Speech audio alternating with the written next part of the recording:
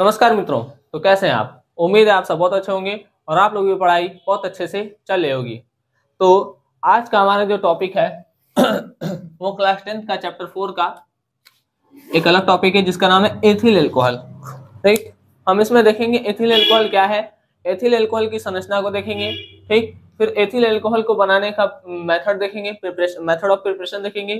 फिर उसके भौतिक और रासायनिक गुण के बारे में चर्चा करेंगे। तो ये जो कंप्लीट लेक्चर है वो एथिल अल्कोहल पर होगा और इसके बाद कुछ रिएक्शंस होंगे जो क्लास 10th के केमिस्ट्री के एग्जाम मतलब साइंस के एग्जाम में केमिस्ट्री पोर्शन में पूछे जाते हैं। ठीक, तो चलिए हम स्टार्ट करते हैं हमारे और आपके YouTube channel knowledge with Rishabh पर एथिल अल्कोहल को पढ़ना। चलिए स्टार्ट करते हैं।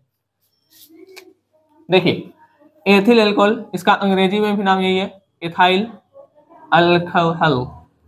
ठीक, इसका सूत्र होता है C2H5OH। ठीक, संरचना कैसे होती है? तो संरचना देखिए, 2 कार्बन हो गया। ठीक, 2 कार्बन के साथ 5 हाइड्रोजन है, तो 1 hydrogen, 2 hydrogen, 3 hydrogen, 4 hydrogen, 5 hydrogen और इसके साथ लग जाएगा OH। ठीक, इसका IUPAC नाम क्या है? देखिए 2 कार्बन है तो एथ, कार्बन और कार्बन के बीच में सिंगल बॉन्ड है इसलिए एन, एथ और एन, OH ग्रुप है इसलिए ऑल, तो एथेनॉल क्या हो जाएगा? एथेनॉल। ठीक, क्या बन गया? एथेनॉल। ठीक, अब ये जो एथिल अल्कोहल है या एथेनॉल है, ये वही एथिल अल्कोहल है जिसको पी करके लोग लौट जाते हैं। ठीक है, मतलब जो शराब होता है वो यही होता है। ठीक, एथिल अल्कोहल ही क्या है? आपका शराब है, इसको पी करके लोग पड़े रहते हैं इधर उधर। ठीक, इधर चला मैं उधर चला, तो ये वही वाला है। ठीक है, पता नहीं कहाँ चले जाते हैं लोग, इधर चला मैं उधर चला फिर पता नहीं कहाँ चला। ठीक, तो चलिए देख लेते हैं बनाएंगे कैसे। घर पे ट्राई मत करने लगेगा, ठीक है? ये नहीं कि पता चल गया तब बन जाएगा। ठीक, ये आप घर पर नहीं बना पाएंगे। ठीक है, तो ट्राई भी मत करिएगा। चलिए देखते हैं मेथड ऑफ प्रिपरेशन कैसे बनेगा। हम सुक्रोज लेते हैं, क्या लेते हैं? गन्ने का रस या चीनी के सिरे। ठीक है, इसको हम सुक्रोज कहते हैं। सुक्रोज का फॉर्मूला होता है C12H22O11। ठीक, अब सुक्रोज का क्या कराते हैं? सुक्रोज को ईस्ट की उपस्थिति में इसका किण्वन होता है। सुक्रोज का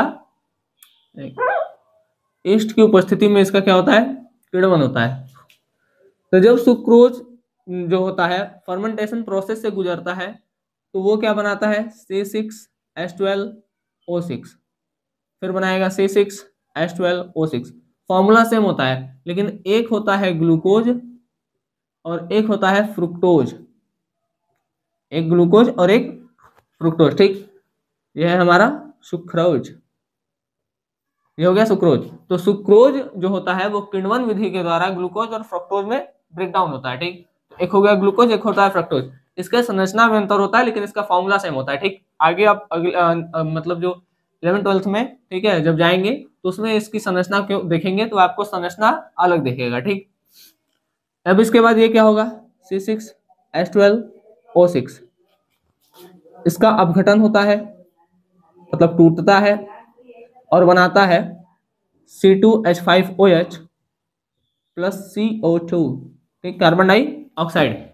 ये जो ग्लूकोज है, ठीक है, ये टूटेगा और एथिल अल्कोहल, इसी का नाम है एथिल अल्कोहल बनाएगा। ठीक है, तो ये रिएक्शन आप याद रखिएगा। सुक्रोज से 2 मॉलिक्यूल तोड़ दीजिएगा, फिर इससे एथिल अल्कोहल और CO2 बना दीजिएगा। अब देखते हैं इसके भौतिक गुण के बारे में। इसका जो भौतिक गुण क्या है? ये रंगहीन होता है। ठीक, इसका कोई रंग नहीं होता। इसका बॉइलिंग पॉइंट 71.1 डिग्री सेल्सियस होता है। ठीक है, 71.1 डिग्री सेल्सियस होता है। ये ज्वलनशील होता है। इसकी एक विशेष तीख गंध होता है और ये स्वाद में तीखा होता है। ठीक, उनको स्वाद तो नहीं पता, ठीक है, जो ट्राई किया होगा उसको पता होगा तीखा होता है कि मीठा होता है। चलिए अब देखते हैं रासायनिक गुणधर्म। केमिकल प्रॉपर्टी क्या है? देखिए, जब एथिल अल्कोहल जो होता है वो क्षार धातु से क्रिया करता है। ठीक, तो क्या होता है? जैसे एथिल अल्कोहल सोडियम से क्रिया किया तो होगा क्या? यहाँ माइनस यहाँ प्लस। ठीक है, और सोडियम पे प्लस होता है। ठीक है, तो इसके जैसा एक और मॉलिक्यूल होगा, वो हाइड्रोजन को बाहर निकाल देगा H2, जैसे एक और H प्लस आ जाएगा ना, तो H2 क्या हो जाएगा? बाहर निकल जाएगा और C2H5O, और यहाँ पर ये प्लस इस माइनस से आकर के जुड़ जाएगा। ठीक, यहाँ पर दो दो कर देते हैं, जैसे दो रहेगा तो H और H मिल करके बाहर निकल गया। ठीक, और सोडियम भी दो रहेगा तो यहाँ भी दो। ठीक, सोडियम भी दो है तो दो सोडियम दो ये। बैलेंस करने वाला हम पीछे पढ़ा चुके हैं, तो वहां से आप लोग पढ़ सकते हैं। अब देखते हैं कि जब एथिल अल्कोहल सांद्र सल्फ्यूरिक अम्ल से क्रिया करता है तो क्या होता है। ठीक, तो हम इसको इरेज कर लेते हैं। चलिए,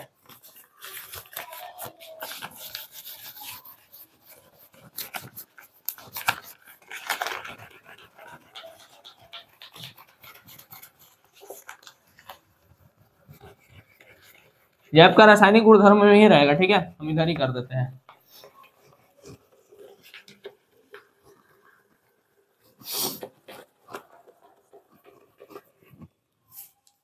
देखिए,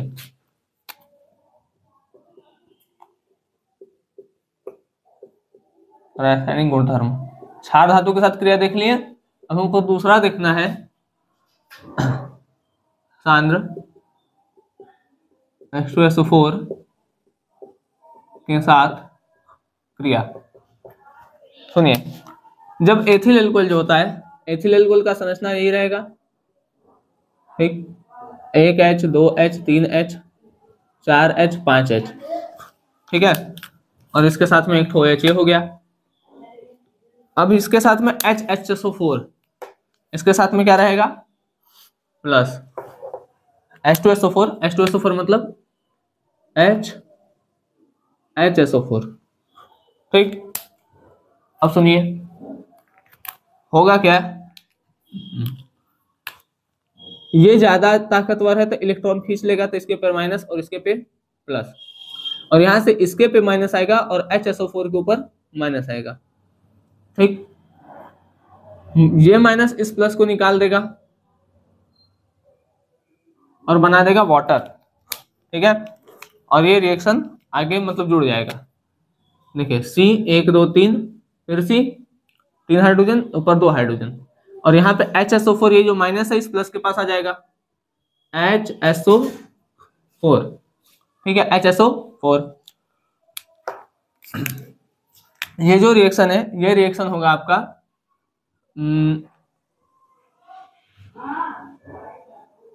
100 डिग्री सेल्सियस अप्रोक्स। ठीक, एक मिनट चेक कर लेते हैं हम।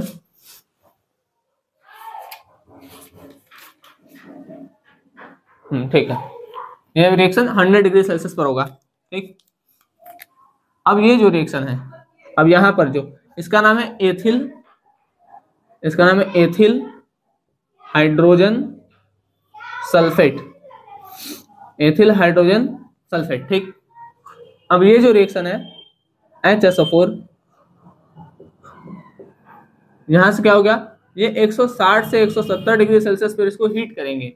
जब हम इसको 160 से 170 डिग्री सेल्सियस पर हीट करेंगे, ठीक, तो हो गया क्या, ये एक हाइड्रोजन को पकड़ेगा और एक हाइड्रोजन को पकड़ करके निकल लेगा, तो यहां से माइनस हो जाएगा H2SO4 माइनस। देखिए एरो के नीचे कोई चीज माइनस लगा के लिखा है, इसका मतलब होता है कि ये चीज इसमें से निकला हुआ है, माइनस हो गया, मतलब ये इसमें था लेकिन इसमें से निकल गया है, इसलिए माइनस लगा के लिखते हैं। ठीक, और यहाँ पे बच गया C। अब देखिए ये C 2 हाइड्रोजन, C 2 हाइड्रोजन, एक बॉन्ड का कमी हो गया तो यहाँ पर ये डबल बॉन्ड आ जाएगा। ठीक, तो ये बन जाएगा एथीन। तो इसमें जो H2SO4 है जो हम लगाए थे वो हमको मिल गया। ठीक, लेकिन ये केवल क्या किया है, ये पानी को बाहर निकाल दिया है, -H2O। ठीक है, तो पानी को बाहर निकाला है, तो इसमें जो H2SO4 है, H2SO4 है वो किसकी तरह व्यवहार कर रहा है, वो निर्जली कारक की तरह, मतलब पानी के अणु को बाहर निकालने का केवल काम कर रहा है। ठीक है, और यहाँ पर एथिन बन गया। ठीक, चलिए, तो हमारा ये जो एथिल अल्कोहल वाला टॉपिक था यहीं पे समाप्त होता है, और इसमें जो आपका ये बनाने की विधि देखे थे वो किण्वन विधि कई बार एग्जाम में पूछा भी है। ठीक, अब हम इसके कुछ इंपॉर्टेंट रिएक्शन को देख लेते हैं जो कि लगातार या कई बार हर एक बार एग्जाम में पूछे जाते हैं। ठीक, इतना मीटर गया है, इधर वाला नोट कर लीजिए, उधर वाला पहले नोट किए होंगे शायद आप लोग। तो चलिए हम देख लेते हैं कुछ जो इंपॉर्टेंट रिएक्शन है वो यहीं पे एक ही जगह पूरा है। ठीक है, पहला C2H5OH, ये एथिल अल्कोहल की क्रिया जब H2SO4 के साथ कराते हैं, ठीक, तो एथिल हाइड्रोजन सल्फेट बनता है और जल बाहर निकलता है। ठीक, फिर एथिल हाइड्रोजन सल्फेट की क्रिया अगर C2H5OH से करा दिया जाए 140 डिग्री सेल्सियस पर, ठीक, कितना पर, 140 डिग्री सेल्सियस पर, तो हमारा ये बनता है C2H5HSO4। यहाँ ये यहाँ से ऐसे निकल जाएगा। ठीक है, देखिए ये माइनस है, ये प्लस है, ये माइनस है, ये प्लस है, तो ये माइनस इस प्लस के साथ चला गया, H2SO4 बन गया, और ये माइनस इसके साथ आके लग जाएगा, ये हो जाएगा die ethyl ether, die ethyl ether. ठीक है, ठीक है, डाई एथिल ईथर। अब अगला है C2H5OH की क्रिया H2SO4 के साथ हो जाए। C2H5OH की क्रिया अगर H2SO4 के साथ हो जाएगा कितना पर, 443 केल्विन पर, तो ये बना लेगा एथीन, ये है एथीन। ठीक, हाँ, एथीन बनाएगा और जल बाहर निकाल देगा। फिर अगर इसका क्रिया, ठीक है, ये ethyl hydrogen sulphate, ethyl hydrogen sulphate, ethyl hydrogen sulphate, इसकी क्रिया 160 से 170 डिग्री सेल्सियस पर करा दिया जाए तो ये डायरेक्ट एथीन बना देगा और सल्फ्यूरिक एसिड बाहर। ठीक, ये एथेनोइक एसिड, एथेनोइक एसिड की क्रिया सोडियम हाइड्रोक्साइड के साथ करा दिया जाए तो सोडियम एसीटेट प्राप्त होगा, क्या मिल जाएगा, सोडियम एसीटेट प्राप्त हो जाएगा।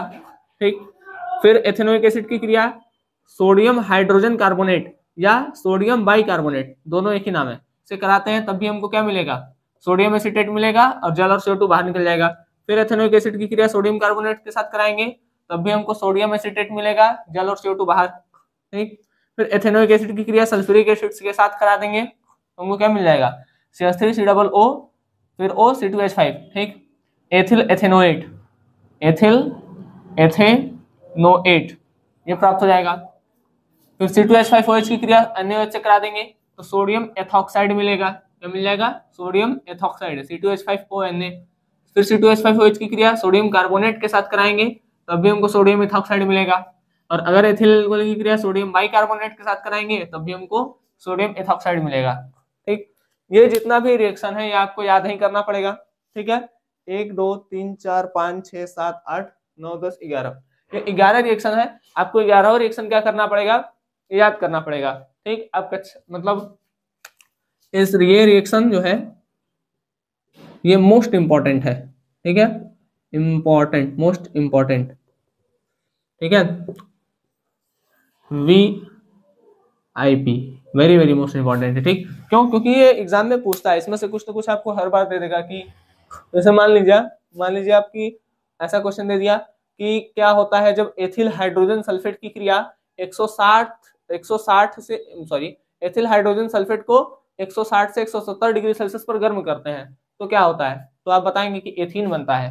ठीक है, या एथिल एल्कोहल से आप एथीन कैसे प्राप्त करेंगे, तो एक ये और फिर उसके बाद ये, तो ऐसा रिएक्शन क्या करता है, मतलब ऐसा रिएक्शन आप याद रखिए जिससे कि आप क्वेश्चन को अटेंड कर सकें। तो यहाँ पर हमारा होता है चैप्टर 4 पूरी तरह से समाप्त। अब हम फिजिक्स में आएंगे। ठीक है, फिजिक्स का पहले चैप्टर, उसमें हम लोग फिजिक्स के पहले चैप्टर जो आपका प्रकाश परावर्तन तथा अपवर्तन है, ठीक, उसमें हम सभी मतलब जितना भी थ्योरी पोर्शन है एक लेक्चर में उसको देखेंगे और एक लेक्चर में हम पूरे क्वेश्चंस को देखेंगे कि क्वेश्चंस किस किस तरह से आते हैं। ठीक है, क्वेश्चन और जो परिभाषा है दोनों को हम देखेंगे। ठीक, तब तक के लिए आप लोग देखते रहिए। ठीक, और अच्छे से पढ़ाई करिए क्योंकि बोर्ड एग्जाम नजदीक है। तब तक के लिए धन्यवाद, जय हिंद, मिलते हैं हम आपसे अगले लेक्चर में।